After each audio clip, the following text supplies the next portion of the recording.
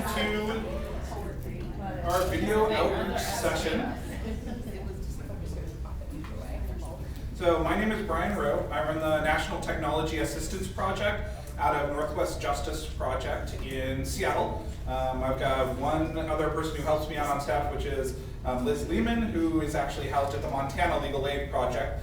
And that's really our area of specialty, is helping other legal aid nonprofits implement new technology, including video things. But for this particular panel, I am more of the moderator and the individual doing the introductions. We've got actually 3 different experts here who are going to be pointing out different projects that they work on. But before jumping into this too far, I would like to take a second because I spend a lot of time on the LS Tech email list, and I have very few faces to put with the names on LS Tech. I'd like to go around, quickly get people's name, where they're from, and if there's something specific about video, whether it's cost or time or YouTube that you want to know about, mention that also, but it will really help me next time I'm responding to emails to figure out who people are. Right over here. Hi, I'm Eric from Oklahoma, and that's all you need to know. Excellent. Steven Nicotidis from Illinois Legal Aid Online. Nicole Stice from Center for Civil Justice Initiative. Jessica Frank with Ediger author, and we actually started a YouTube channel, so the figuring it out, making it pretty, making playlists. We can definitely talk about that, and also feel free to promote that YouTube channel on the LS Tech list, because then we will add you as a subscriber and watch the stuff. And we're actually doing a feature where we, at least once a month, highlight a different program and some of their video content, and we'll pull it from those subscriber lists. So please promote your channel through us. I'm Kristen Barrow. I'm with Atlanta Legal Aid.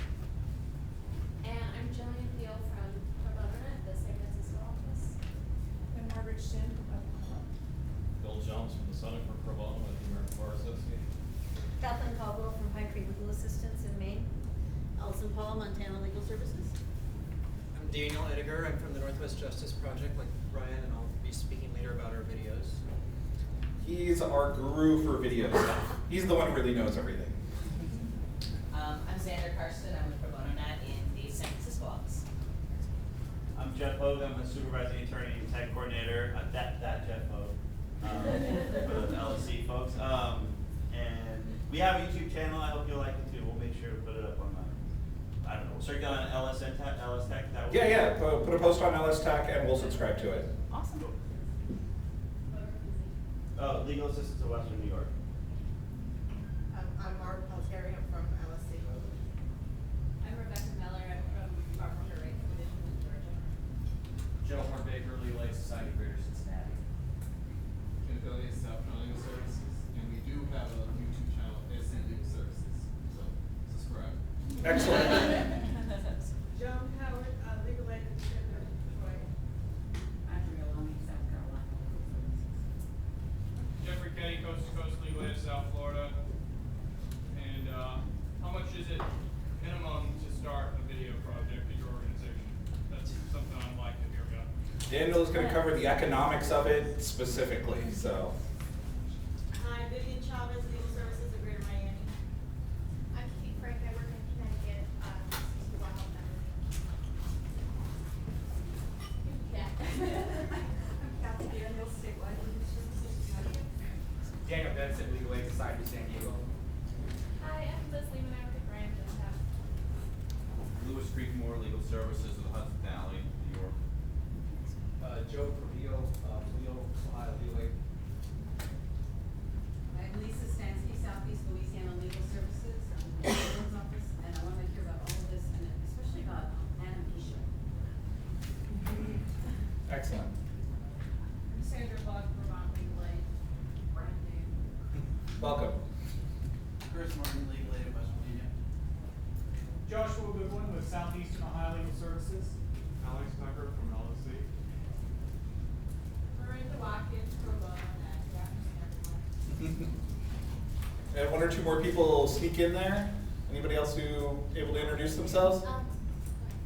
Leah Margulies, Law Help New York. Molly French, Colorado Legal Services, Denver, Colorado. Excellent, thank you, and welcome.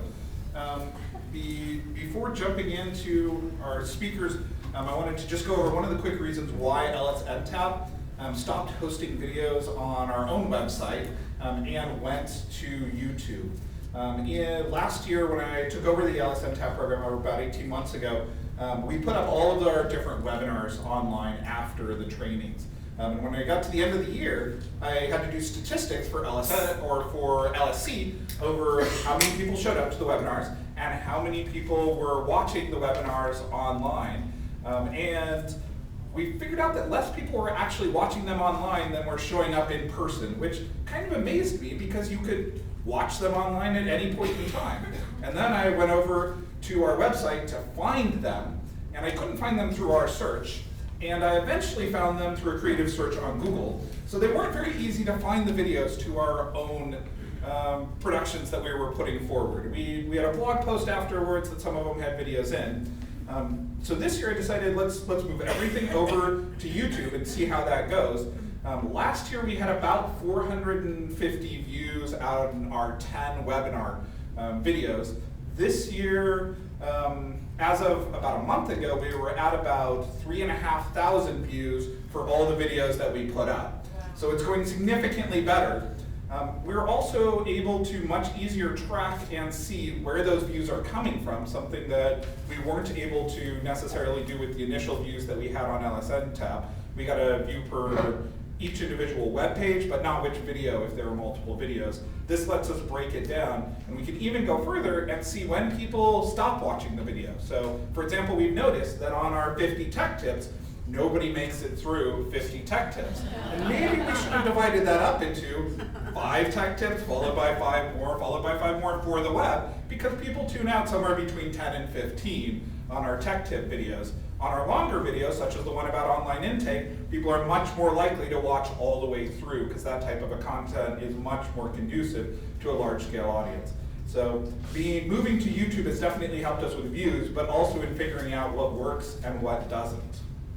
So I'm going to first turn it over to Alison Paul here to talk about their video project, which precedes really the video project that we did at Northwest Justice Project, and then did Daniel Ediger for his project that he's been working on.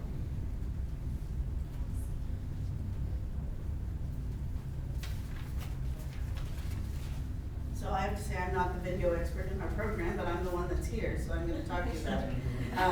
And I actually think video is really, really important to at Montana Legal Services, our efforts, because we do a lot of community education and it allows us to communicate things to our client population that we wouldn't be able to otherwise in a way that's more engaging than just reading a bunch of dry text. So we have used video for a lot of things. We started our video project with a TIG grant, which if you email me, I am more than happy to share with anyone. The grant application, the budget, the everything, just send me an email, I'll send it to you. And that is how we got our initial camera and the equipment that we got to do the project that we still use today. We then had a supplementary TIG grant to do some choose your own adventure videos, which I'll get to in a minute. But we use video for 3 things, primarily educating those with legal needs, training new personnel, and then the most fun one is featuring or honoring staff and board members. We do a morale building video every year that everyone participates in the program. And it's a really cool thing, and our staff loves it.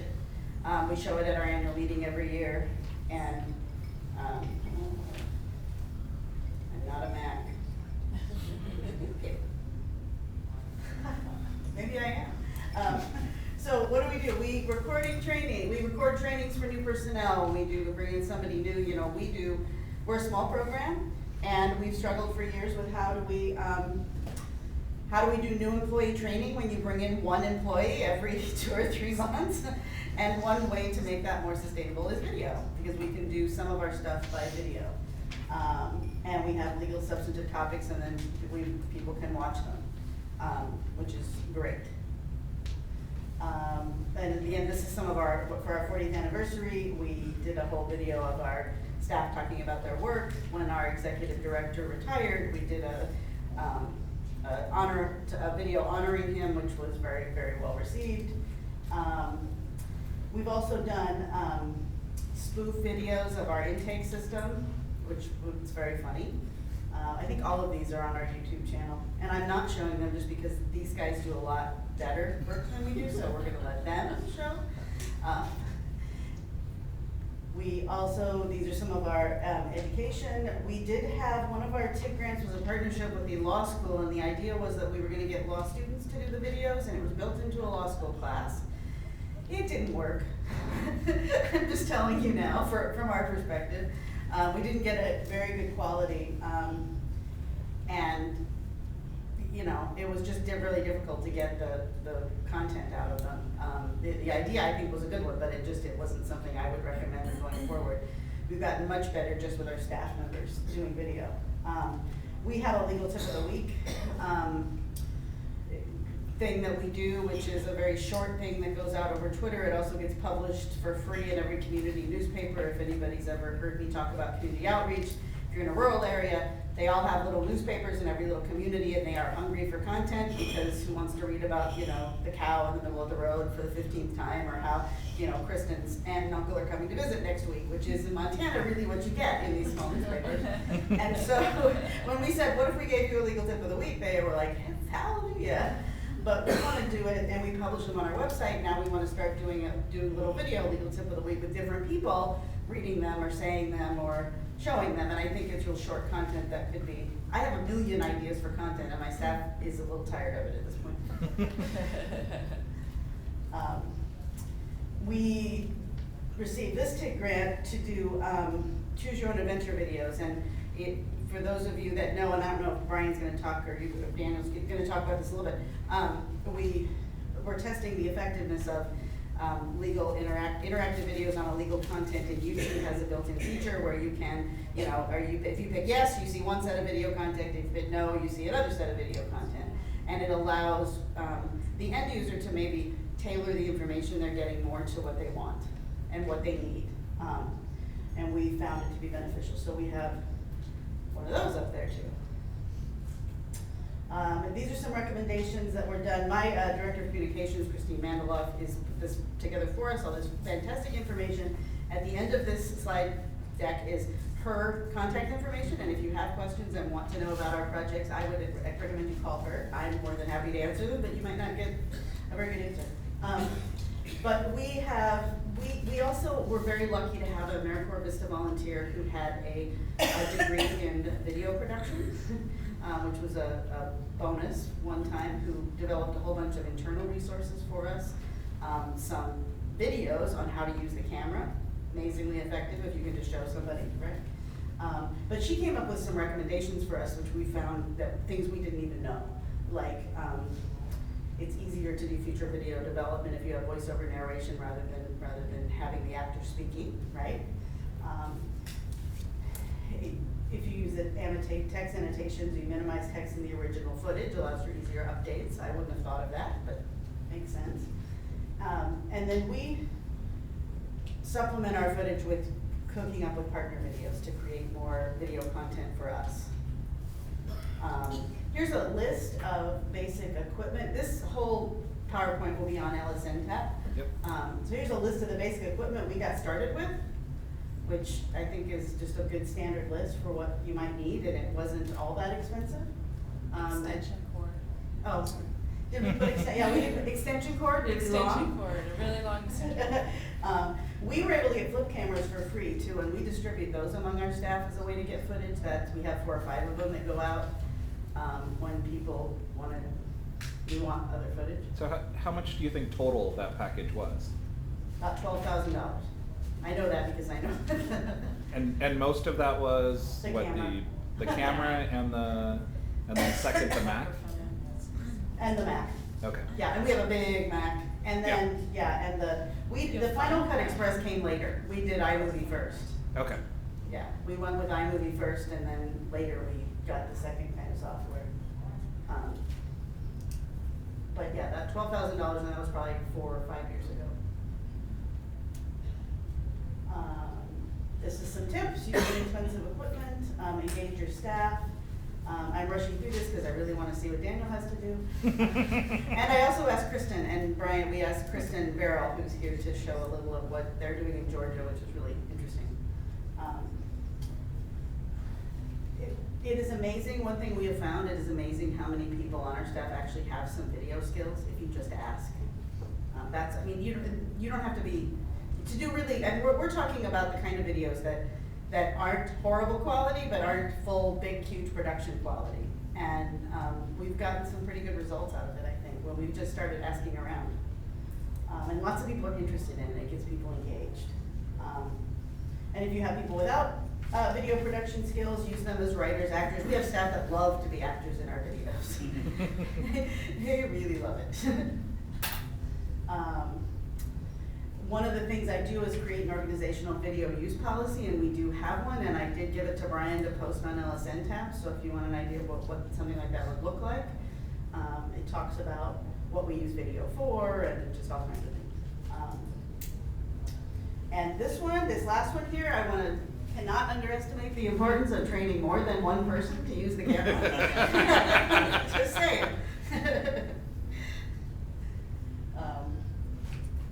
There is information that we have created, and I think that's on NTAP, about how do you do a timeline for video production, so you know how to, there's an art to this, that if somebody knows what they're doing, can do it very well. And then we have built in, we learned this the hard way, that you want to review your videos that you're doing from the beginning with a team of people, so that you don't get the end product and then realize that there's something really wrong in either what the content is somehow not accurate, or there's a problem. I'm almost done. Using short segments of video to create a long video. Makes sense, doesn't it? And then do not underestimate the time it takes to create a quality video, because even doing it like we're doing it, it still takes a lot of time to come up with something that in the end really captures people's interest and conveys what you wanted to convey. So my contact information is in the TIG book. And then this is Christine Mandela, our communications director, who does fantastic work and does not have a video background and has learned the hard way, and is a good person to talk to if you're nervous about engaging in making videos. So there you go. Yes. Are any of the videos that you created good for nationwide, or is it all for Montana? I think some of it would be good for nationwide. Some of it's Montana specific. A lot of it's Montana specific, I would say. But we will, even though we haven't, we will share Kristen's going to talk about the share law. What's it called? Share law video. Share law video, where legal aid organizations share content. And I don't think I just asked her, and I said, have we given you ours? She said, no. I said, okay. We'll fix that. So there is content that is good for others out there, and that's part of what Kristen was trying to create, which is a great idea. Jeff? Do you give your actors forms releases? Yes. Even if they work for you? Yes. And do you ever film clients? No. Well, yes, we have, with permission. We have, for fundraising videos. But otherwise, no. Anybody, in most of our legal education videos, they're all our staff, even if you might not realize that. Anybody else? Right. We similarly use model releases, and we do not at this point film clients. We can probably see about sharing that model release form also. Yeah, the release form I think that we use is in the video plan that's on Alison. Okay. It's at the back.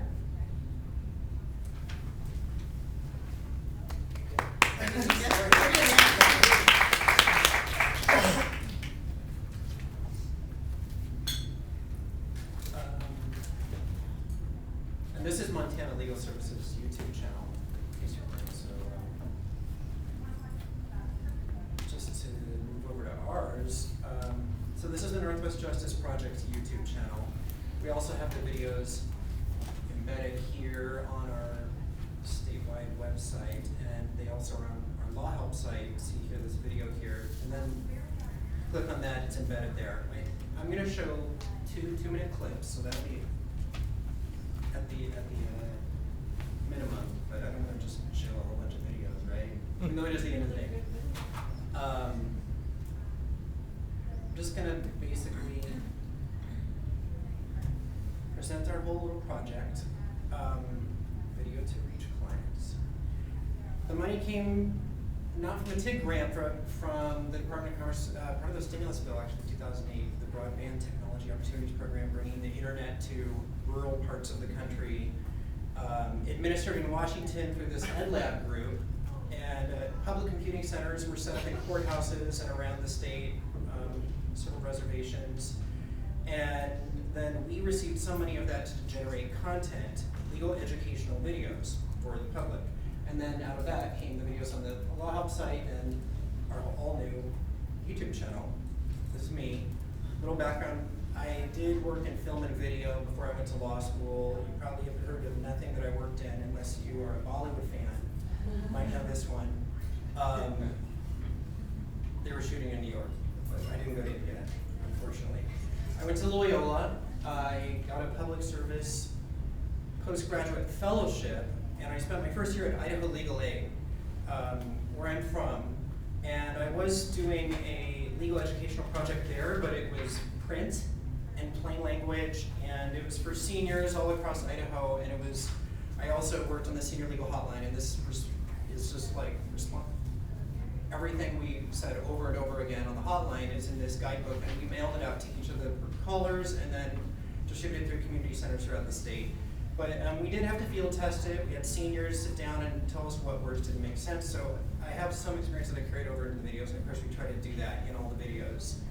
It's a little different, obviously, with video and print. Why video? So we believe it does increase the access to justice portal. Not only are we having another way to get information from our Law Help site, from us to them,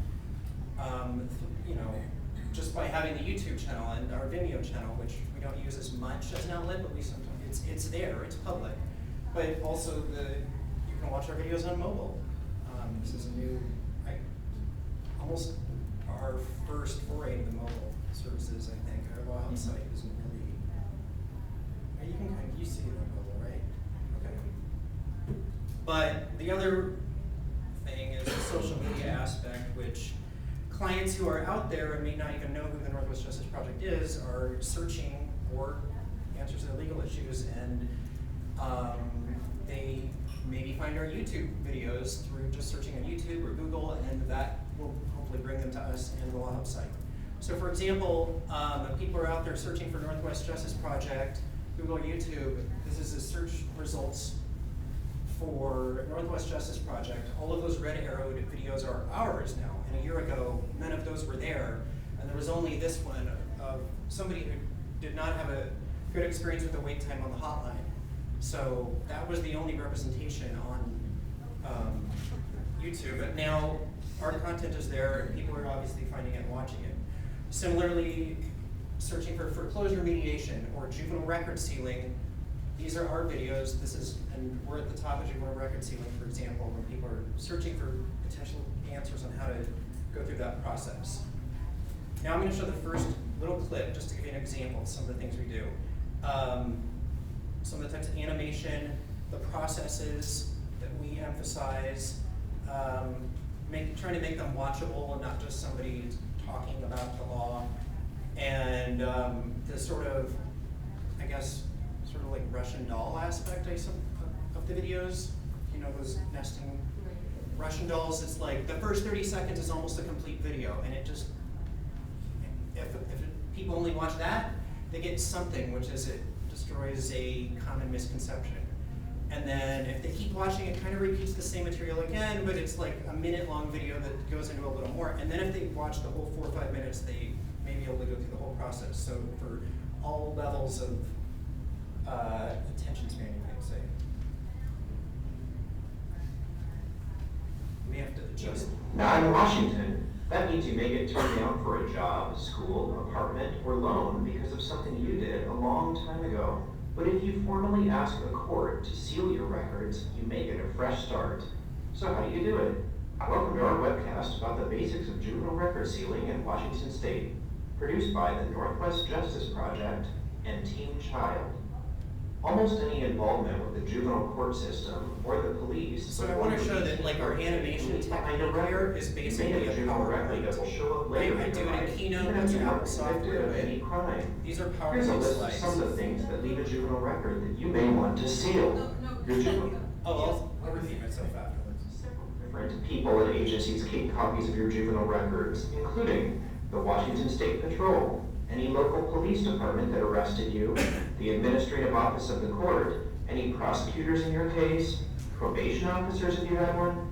Not only that, unlike in some states, these records are then sold to private companies. Then these companies resell the records to others who use them to do background checks on the internet. Even if you already have served your time and paid your debt, a landlord, employer, or college program might turn you down because of your records.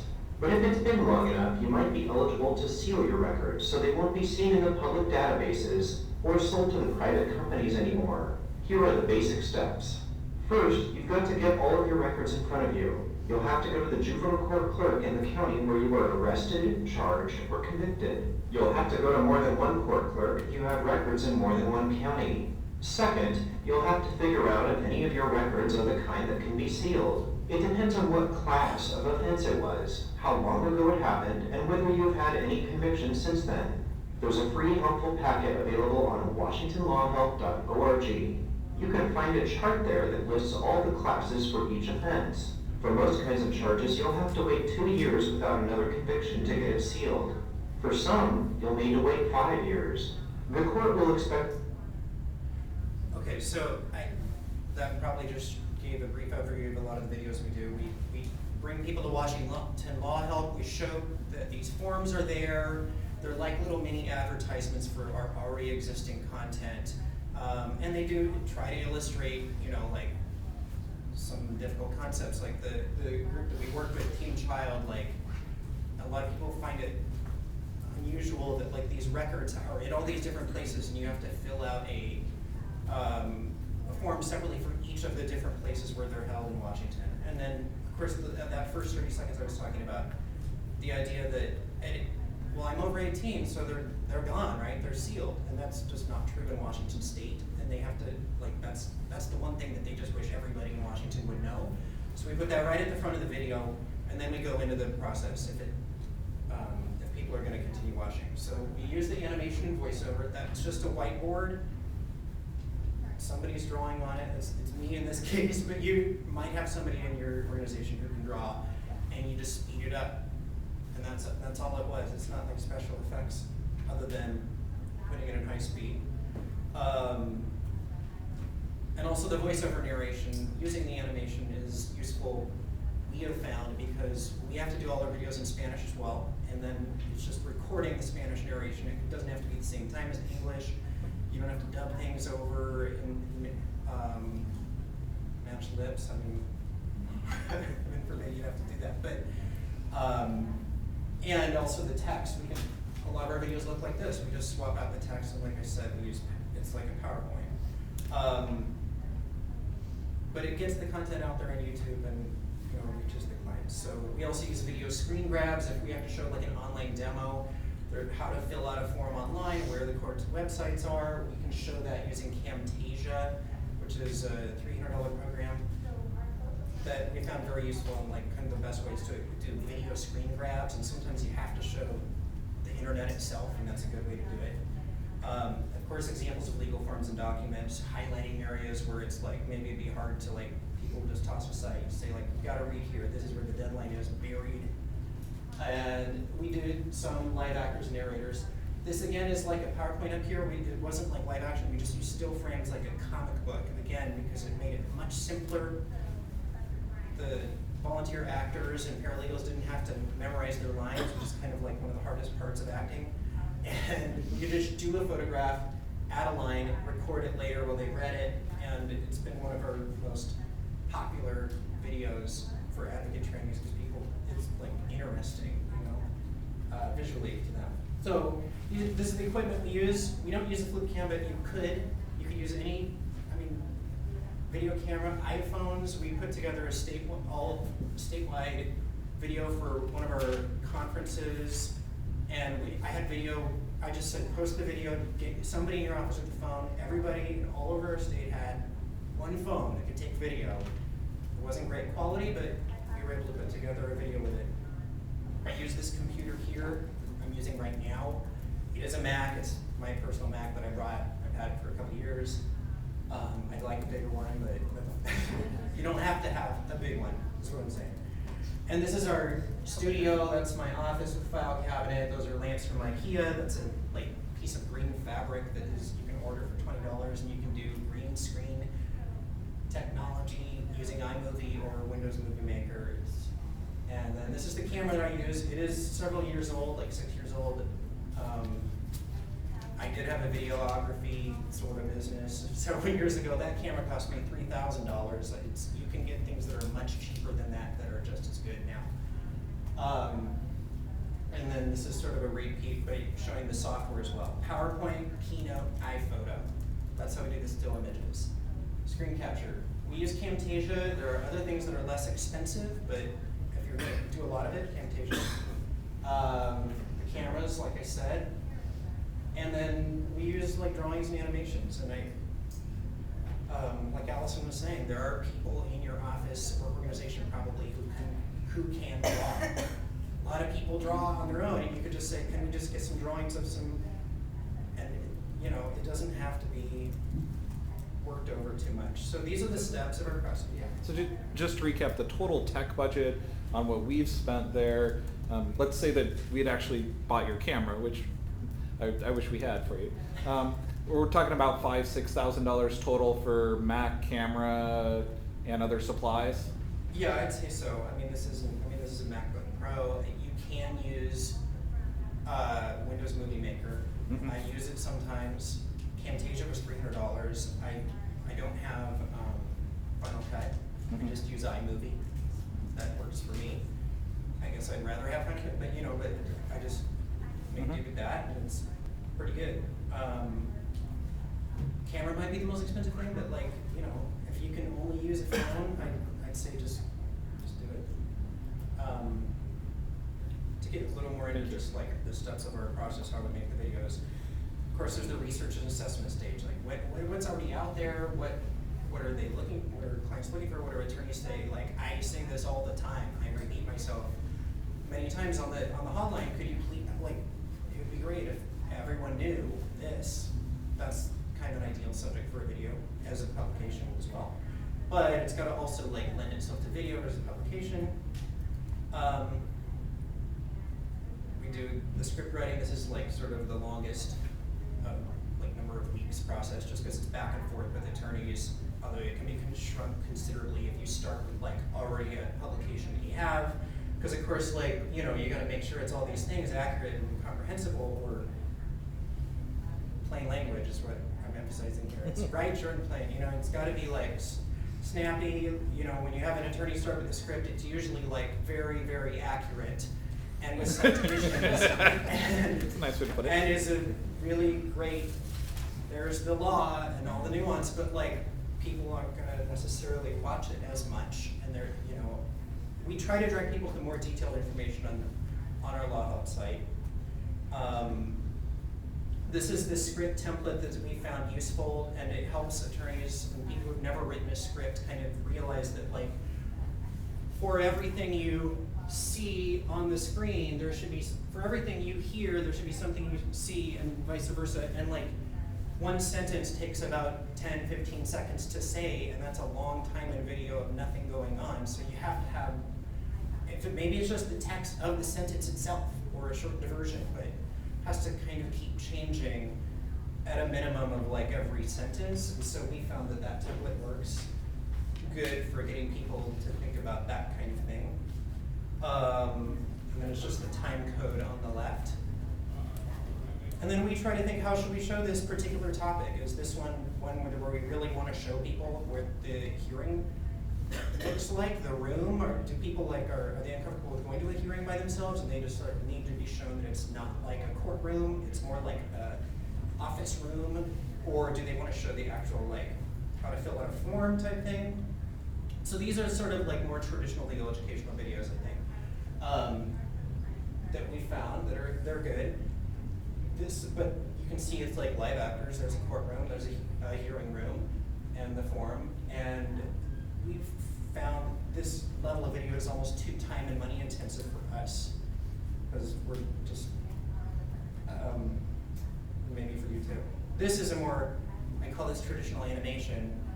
It's sort of the same, just like the ones before, only they're cartoons, you know? And so this also, you know, you can hire an animator to do this kind of thing. This is actually more like the extra normal or the things that are on the web, and you know, you can use these. I mean, those take a little effort too to make them look. Are people familiar with what extra normal is? Okay, there's a few people not familiar. I mean, it is a program that you can basically type text into, and it will create the animation and the viewpoints of each of the shots online. So you get this cartoon type feel to it with computer generated images, where all you need is the script and someone with the time to go in there and choose the particular shots and the actors for each of it. There is a free, and there's right, and then there's also a paid that gives you more access to more avatars, that type of stuff. The one that we did, it cost $10, and I probably bought too much. You know, bought more than I could use. Probably $10 would give us like 5 videos. Mm-hmm. Does it give you different language options? It does. Okay. It does. Yep. Does it not produce something that it'll look the same as everybody else's who's used that system? No, you pick your character and you pick your scene. So you pick 2 characters, and so the chance of you picking the same 2 characters in the same scene, pretty, you know. Doesn't end up in front of the everybody will know it's an extra normal video, but The voice will probably give it away if that it's an extra normal. But there are different. And voices. you can't put in your own audio. You can dictate it in your office and then upload your own audio if you want. Although it's often more entertaining with the computer red line Audio. They're pretty funny. Yeah. Question about extra normal though. Did you say? I mean, when I showed it to people and I thought it was cool, they just couldn't take it seriously. You know, Is that your experience too? I thought that too. Like, I didn't think it had a sufficient dignity, and so I like did it a year ago, and I hung on to it for like 9 months, and then finally I showed it to our core partners who were desperate for this content in a video. We'd already produced the video for this grant. I had no money, and they said, "No, we love it. Let's do it," and it's hugely popular. So, you know, I think we're all snobs. I think the YouTube video world is different than the world of Hollywood or TV, in that like sometimes low budget is best, and that actually is more popular and more effective than high production, but not always. So I guess that's where it's like low budget TV. I think people generally like there's going to be more people who will dismiss it, but with the video, and especially because you're watching with speakers on your phone, whatever, it may not be. Maybe it's okay to use like the lower budget. And that's my opinion. So you don't have to use necessarily like that's very skilled drawing here. The most famous legal educational video in the world. And then there's sort of a hybrid video that we kind of have gravitated towards, and this is Kentucky Legal Services. Yeah, I like that. One up in the upper right is it's Flash, so I think they did hire a professional Flash animator, but it uses graphics to explain, and then the words, and so I think people are very familiar with that from like news shows and things, and similar like this sort of just talking head in front of a green screen, only they put, you can put whatever you want in the back. But that's from Ediger in Quebec, and they do some really interesting, very short, concise videos on lots of different topics. And then this is Common Craft, and they don't do legal educational videos, but they do videos on all sorts of things, but they're very influential in like the tech world and things like that. And you can see it's just a finger, a whiteboard, and cut out pieces of paper that they printed out, sometimes clip art, sometimes just hand drawn, and they move them around, and it's all in the movement and concept, and it like really strips the animation down and the ideas down into a very easy to understand movement, which is why video is good for video. I'm sorry, who did you say the Quebec group is? Ediger. It's on on this sheet. It's the first one, I think. And they have a YouTube channel. And the other one that's listed there in the middle, that's Common Craft. They have a wonderful video called RSS in Plain English that got several million views. It was one of their earliest videos. They're actually a little educational startup out of the Seattle area and the creator of it has recently published a book on how to create these type of videos. It just came out in the last month or so. But they're very simple format, very easy. They're all under 5 minutes. I mean, the production does not take as long as he's very skilled at distilling the information into plain language, so it's not like it's just he whips them out, but. I have a question about your whiteboard animation. Yeah. You said you filmed it and played it back at high speed. What, can you use unsophisticated equipment to film it? And you don't need the green screen? You do not need the green screen, and I can talk later, maybe afterwards, about specialty things like green screen, because it sounds intimidating, but it doesn't have to be. But the whiteboard itself, it was just a drawing. You could have used, I sometimes do actually use my iPhone to do the video, and then, once you put it into an editing program, which you kind of, you can avoid doing that too, but like, you probably want to use an editing thing, iMovie or Windows Movie Maker, and then it just simple as like, make it 200% speed. Wow. And then it speeds it up, and then it's like, it's just interesting because it's sort of like unusual, like people don't know what to expect, but it keeps things going while you're telling the, important information overhead, maybe in text or just the voiceover. So you didn't need the more sophisticated camera? You don't know. I mean, I did use it for that particular one that you saw, but you don't have to. Right, speeding it up and slowing it down is literally grabbing a bar and dragging it and stretching it, or changing a variable. It's very easy to do. Maybe we should do a video about. We should do a video on how to do the stop animation for under $100. Yeah. Or under Okay. 200, whatever. So that's step 4. How do we make it? And then I'll just talk a little bit about how do we make it, like the time and costs. We talked a little bit about the cost, but the time involved. So how long does it take to make your videos at Love Me Plus? So how long do you mean how long from just for the concept to it's on YouTube? For us, it's been taking usually a couple weeks, and more likely several months. But like I said, it's usually this all right, I'm emailing the script to the group, the task force, and then they're gonna all edit it around, and you know how it is. And that takes months, because people are going on vacation, then they get back to you, and then finally when I get it, I make it, and then we can post it soon thereafter. But usually it's the script writing process that takes, and also I do a version of the video and send that to them, and then usually a lot more people who didn't ever respond in the first few months all of a sudden realize it's going to happen, and also they're interested because there's a video in front of them, and they watch it, and then they're like, oh, why did you say this? Why did you not emphasize the deadline? Or why did you say it was that easy? Or I don't like the colors of that kid's hair. Then I go back and do another version, and then but sometimes just a day or so. I have made videos where I have this thing, we got to do it, let's do it. And I'm just all right, kind of put everything to the side, but I'm kind of just doing videos, so it's easy for me, but that means a few hours, several hours, but you can do it quickly. How many hours of work? Well, on average, and this is the average, 4.5 hours of work per minute of finished video time. And I don't know if that seems totally arcane, why would you bring that up, but I feel like you can use that to kind of calculate, you know what, we want to make a couple 3-minute videos, how long will it take? That's about how long, but again, somebody sitting there for 4 hours straight, no, it's over months. And it's kind of broken down like this. It's probably too small to read those graphs, but the colors can probably show you.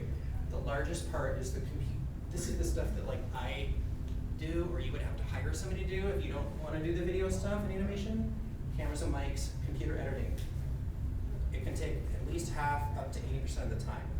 So of that 4.5 hours, 2 to 3 hours per. So you might even be able to think okay, so the videographer down the street says he would it's $90 an hour editing time. You can maybe calculate how much it would cost. The scripts, it doesn't take that long hour-wise, but it's just, again, that's spread out over time. And then everything else, distribution, promotion, writing emails, listservs, is just sort of a minor part of that. So we show it, we distribute it, promote it, and then there's I don't don't know, deciding if the whole project's a failure or not, I guess. Survey, critique, analyze stage. And how do we do that? And I do have a lot of people, when I'm like talking with lots of groups of attorneys, they're like, this is great, you know, like, let's make videos about this and that. And I'm like, well, I need a video for this training, like, next week, can we do this? And so videos just like, once you start making a few, like, everyone all over the state needs videos, internal, external, everything. And then there's other people who are like, no, why are we wasting time with this? We could be doing direct services, this is like frivolous, people are getting like showbiz stars in their eyes, and like, so people ask, like, what evidence do we have? What evidence do we have that our clients are even seeing these or watching them or whatever? And we have anecdotes. People call the hotline, the clear hotline, and they say, I saw your video about frivolity mediation, or I saw your video about, and it was great. I didn't even know there was a law help. We've had those, but we can't like get them to do an affidavit yet for evidence. There's also the evidence of just, if you Google anything or YouTube search anything, any legal issue, you will see hundreds of videos with thousands of views, and they are not us. They're private law firms or predatory lenders or scams or other people, or not so bad, but other for-profit, usually, companies, persons, making videos giving information about all this stuff. And some of it's great, and some of it's not great. And so, I don't know, somebody's finding evidence that this stuff is reaching people. And it's, the evidence also is, of course, on YouTube, there's analytics, we can know how many viewers are watching our videos, right? Every day, it breaks it down, so this goes back to the data thing at the beginning of the day. Who's watching it? I mean, the demographics thing, some of this data we're not sure, like, well, what are we gonna do with that? You know, like, break it down. But like, of course, where people are watching is a little more interesting to us. So people are, it's being accessed from like Oregon, okay, that makes a little sense, because, you know, maybe people are like watching it at work and then go back to where they live in Vancouver, Washington. Early stages of that kind of data. How they watch it is a little more interesting too. Like, are they watching it on our Law Help site or on their phone? It doesn't say like while they're waiting for the bus or what. But it does say whether they're watching it on the YouTube, like they just found it in YouTube, or watching it on Law Help or on a phone, and how they find it. Like, did they find it by searching for on YouTube or on Google, or did our Law Help site direct them to it, or did they?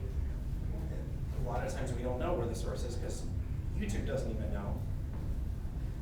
And then, of course, Brian mentioned this earlier, the what interest thing. So you can see it records two statistics: absolute audience retention and relative audience retention. The absolute audience retention is the one on the right there, and you can see it is a downward slope, meaning, like I said, with that sort of Russian doll idea, like, I'm sure this is true with our print publications as well. Most people stick around for the first 20, 30 seconds, if that, right?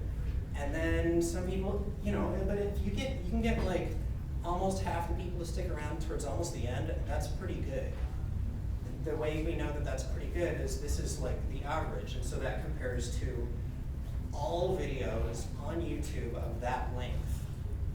So we're doing, just so you can kind of judge against like what, I mean, against all videos, like everything from Beyonce to, then I can feel like we're doing pretty good on this one, you know. But if we make a really boring one, we can see like, this is a below average watchability or something. And also, like, if it really drops off, then we know like people like checking out once we start with this new like thick content within the video. You can also see if it like goes up, if it peaks, that means people are like stopping and rewinding it. Usually if there's like, if you like cram a bunch of content, like here's the forms you need right now, you know, to get ready for your hearing, and you list them all too quickly, then people might want to stop and rewatch it. All that data is there, it's being collected no matter what. If you put it on YouTube, you know it's there. Our YouTube channel's been up for about a year.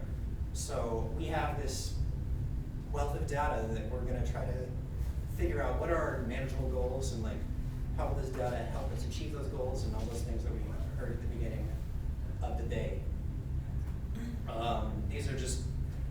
few of the topics that we've covered real briefly. We have worked with partner organizations like the Unemployment Law Project in Seattle, and this is the green screen technology. This is one of our paralegals, Yesenia, and she is bilingual. She speaks English and Spanish, and she really likes helping to make the videos. And they really wanted like a real human face. They didn't want animation to do like their video for their website. So we had her stand in front of that green sheet, and then you took that footage, and then in iMovie, you just put it in front of like this PowerPoint slide that I had made, and then the PowerPoint slides go on in the background, and then that's green screen technology.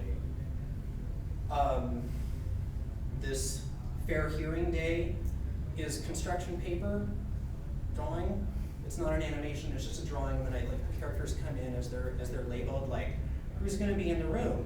It's gonna be you, the Department of Social Health Services is gonna have their person over there. There's gonna be an administrative law judge, and then they're kind of like a real judge, but and then you can bring a friend or have somebody to help you. We actually reused this construction paper set for our Fair Hearing Day. So this was like the set of the hearing, and also like in our foreclosure mediation. So that we're getting better and spending less time making the videos is because we're actually like reusing the drawings, like all of the people are showing up in different videos, different legal scenarios. And it's kind of like the share a lot video thing, which we've posted most of these videos and PowerPoints on there, and you can use them if they happen to match your situation, your content. These drawings is just drawing on a whiteboard. It's just PowerPoint, so that's on share a lot video as well.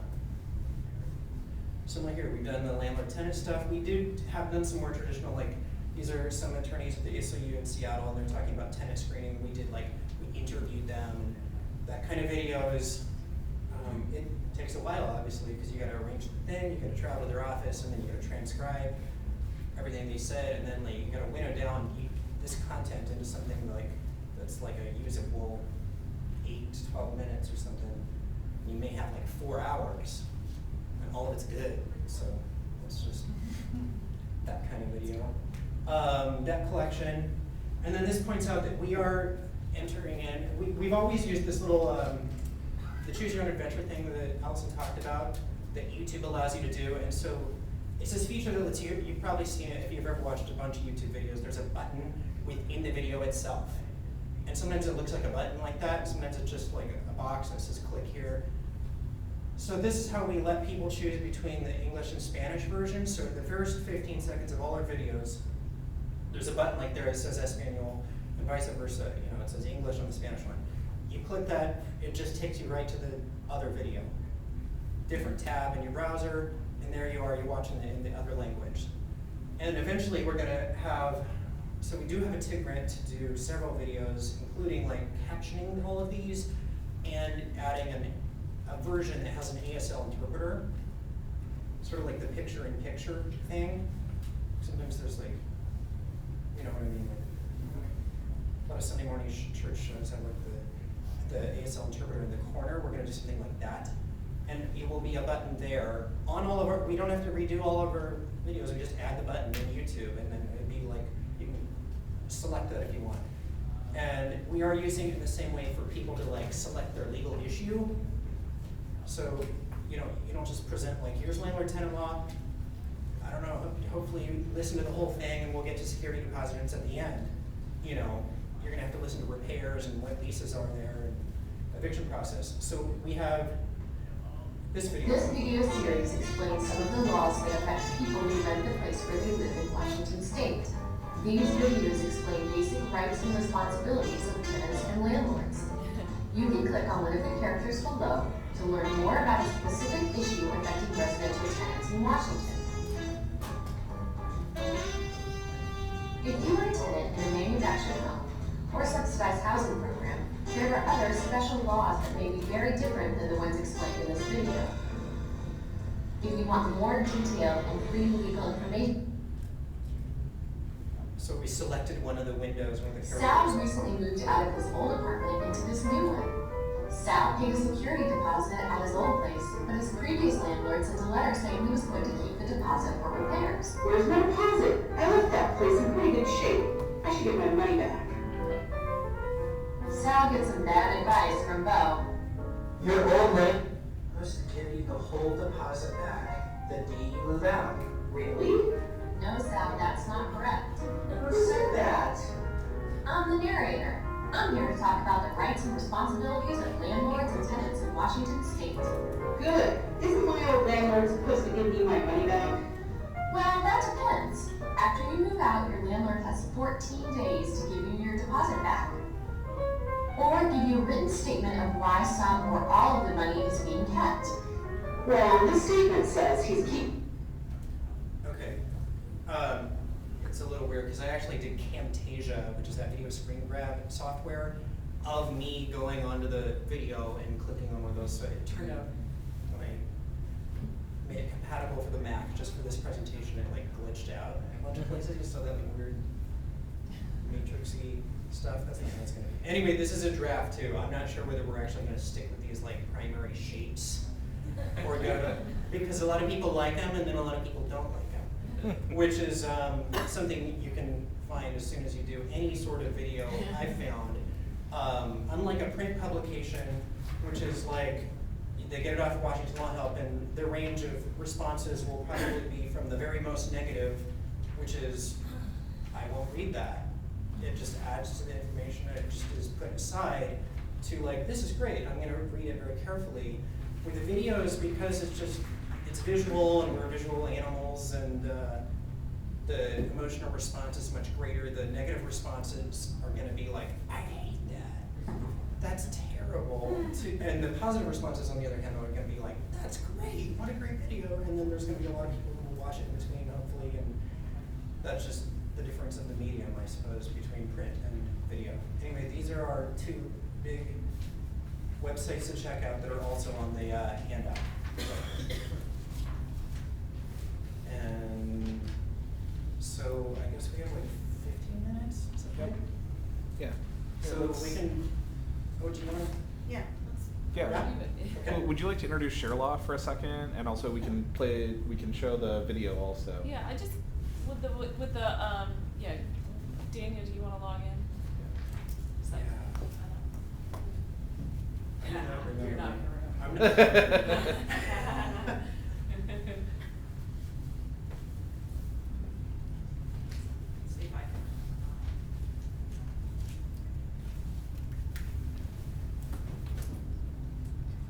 So, all right, I don't know how to shrink it. In Mac, you wouldn't know that I have to.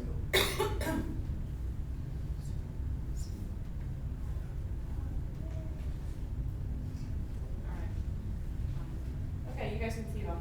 So this is a ShareLaw video, and I did ShareLaw video because I wanted to do video work, and I didn't want to do video work. I wanted to borrow from somebody else's knowledge, and at the time, there really wasn't anything. We had Susan Muirhead from Illinois Legal Aid Online doing fabulous things that she was happy to talk to me about, and then she and I both realized that she was talking to a lot of people and repeating some of the same things, and she also volunteered to give me her video content for me to reuse, and I thought that was fabulous. And she said, well, I've got to copy these tapes for you and send them to you in the mail. And so there really has to be a better way. And so I got this grant, and LSNTAP was a little different identity at the time, and they helped us get this grant, and we built this website, and it's for you to go and browse the video library. You can upload content, you can get training materials, and you can get raw footage, and you can get finished videos. You can also get stills and audio. So here's the finished videos. Unfortunately, the viewers, you have to just click it and play. Here's Northwest Justice Project has uploaded a whole bunch of stuff. Let's go to the middle and see if we can find it. Ohio has their video footage up. Connecticut has theirs. Thank you, Kate. And we have ours, and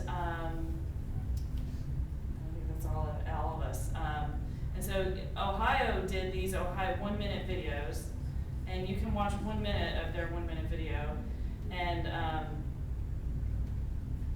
and see if you want it. Right? If you want it, you just download it. This is your Legal Minute, brought to you by the Ohio State you wouldn't Bar use this part of it, Foundation. After but all you the might use testimony, these shots. evidence, and arguments, the judge must tell the jury what law to.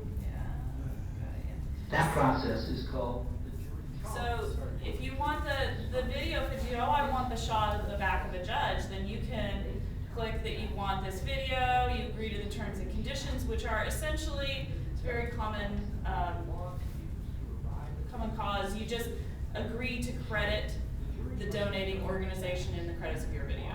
And they've agreed to donate their footage, and they say they have the rights to all the, when you upload it, you say you have the rights to all the images. It's very low tech permissions. And then you just, there's the file, and you just download it.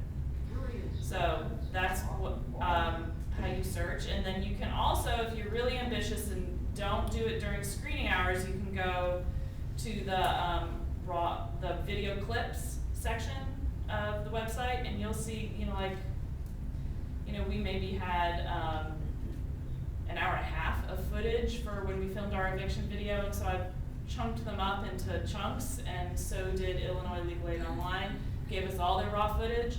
So you can download the raw footage for people who've donated their footage, and then when I was doing my video work, the very first videos I didn't use new video content with live actors. I used Illinois footage, and I took some of their rejected clips and extended, a scene so that I could get my audio to fit. So that's how I used their footage, and it took a fraction of the time to use somebody else's footage and put my audio and my slides in there. And my content, I used their foreclosure video to do consumer debt and garnishment videos. And it took a couple days versus, several weeks to do the original content footage. And honestly, the Illinois Legal Aid Online and Northwest Justice Project in Ohio, they had professional videographers, and I'm gonna highly recommend their content rather than you doing your own, because it's really much better. I'm happier with the stuff that I just used somebody else's professional images and used a voice. So that's Share Law Video. There's also a huge training section, which we are going to merge with Alison in the next little bit, and it has training content from Susan Muirhead and links to other people's training materials, cross-linked as much as we can. So, any Share Law Video. And the other thing I'll say, if you want to join Share Law Video, it's free to join, free to upload, free to download, but I'm getting a lot of bots trying to join, so make your usernames sensible so that I won't ignore you for a while. I'll just remember that. So, any questions? Yeah. Oh yeah, the portal. So here's the other thing that we did. We had a grant.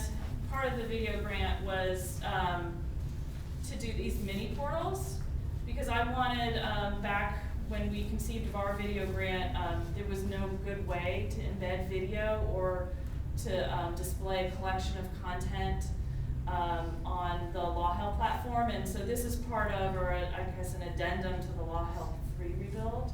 And so this is a portal. It's got the video embedded right here on the home page, and our portals are content-based for our court partners in their self-help center, but they could very easily be project-based. You could have it, and we intend to use these portals to highlight projects, but here's, it's pulling directly content from our main Law Help site, and it's also posting original content down here, but the person can just, this is one of our original content videos.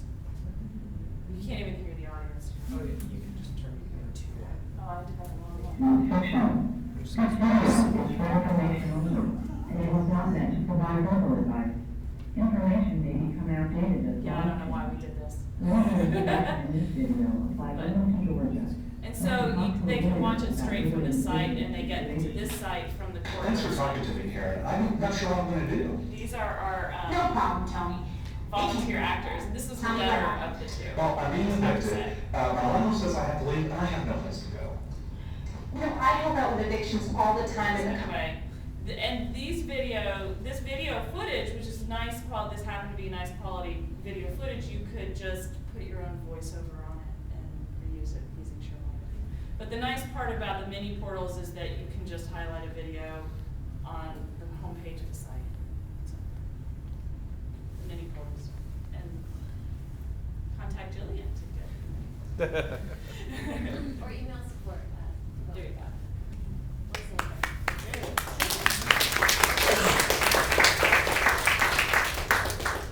So we've got another 10 minutes or so here.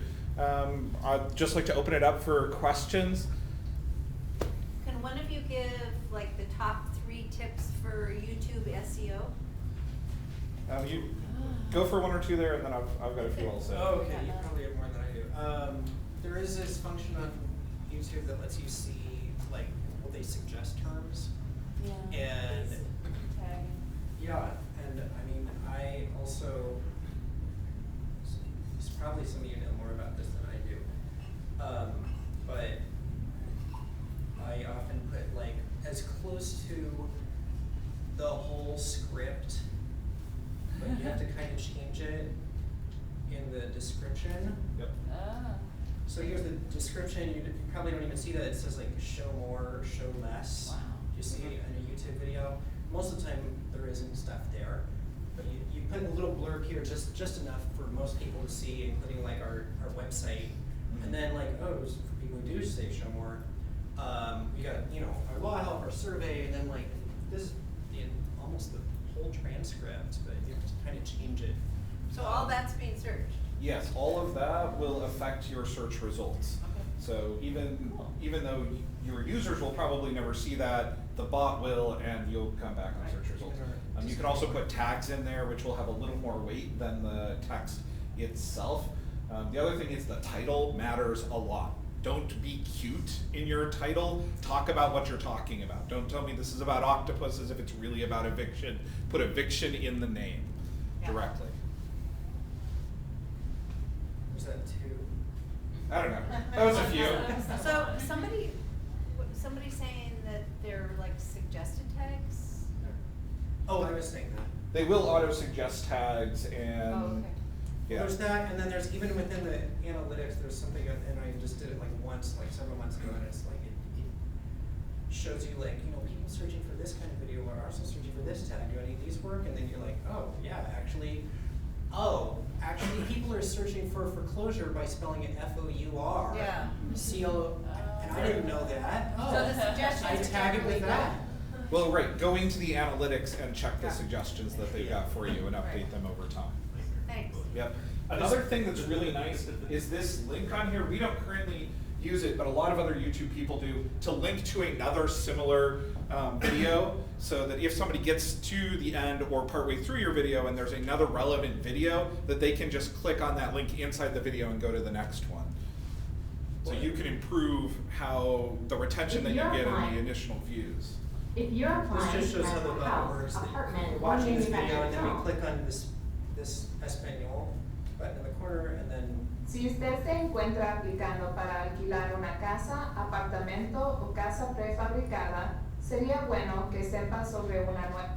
Could you go back to your YouTube channel, the NGP one for a second? I also recommend using the playlist feature, so that if you've got videos with similar content, you put those in a playlist, and then often a user will start to play the things inside the playlist. So I would do a playlist for different languages also, and different substantive legal areas. all the Spanish ones, and then just linking them all together, and then people can watch them all together, or embed them on it. If they're like, you have a partner organization that just does landlord-tenant stuff, they could take your landlord-tenant playlist and embed that whole thing on their site. Yeah, and this is showing you that the playlist itself has some individual subscribers to it, I believe. So that if we add something new to that particular topic, people can be notified of that.